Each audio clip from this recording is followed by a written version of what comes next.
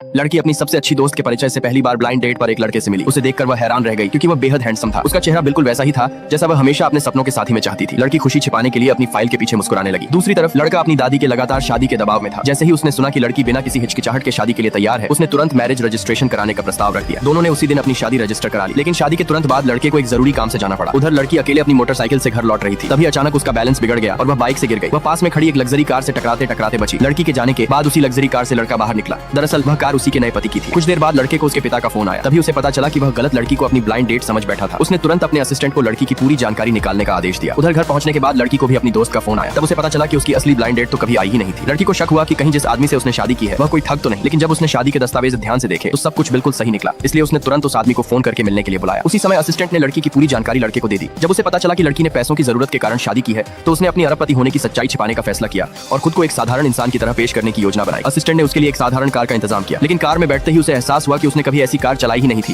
क्योंकि वह हमेशा ड्राइवर के साथ ही सफर करता था। असिस्टेंट बेबस होकर उसे जाते हुए देखता रह गया। आखिरकार लड़का लड़की से मिलने पहुंचा। उसने ईमानदारी से बताया कि ब्लाइंड डेट वाले दिन उसने उसे किसी और समझ लिया था। लड़की ने भी सच बता दिया कि उसने सिर्फ पैसों की मजबूरी में शादी की थी और चाहो तो अगले ही दिन तलाक ले सकते हैं। तब लड़के ने बताया कि उसकी दादी अस्पताल में गंभीर रूप से बीमार है और उनकी आखिरी इच्छा उसे शादीशुदा देखने की है। इसलिए उसने कहा कि अगर यह शादी कुछ समय तक चलती रहे तो उसकी दादी की इच्छा भी पूरी हो जाएगी और लड़की को भी अच्छी खासी आर्थिक मदद मिल जाएगी। आखिरकार दोनों एक समझौते पर पहुंच गए। जब लड़के ने अपनी पूरी कहानी सुनाई तो लड़की ने उसकी तारीफ करते हुए कहा कि वह सचमुच एक अच्छा इंसान है। बाद में लड़के ने देखा कि लड़की बहुत थक चुकी है, इसलिए उसने उसे घर छोड़ने का प्रस्ताव दिया। रास्ते में लड़की गहरी नींद में सो गई। घर पहुंचने पर भी वह नहीं जागी। लड़के ने बड़े प्यार से उसे संभाला ताकि वह गिर न जाए। तभी वह खुद को उसे चूमने से रोक नहीं पाया और जैसे ही वह उसके करीब आया लड़की अचानक जाग गई। उसने मुस्कुराकर उसका धन्यवाद किया, कार से उतरी और अपने घर के अंदर चली गई।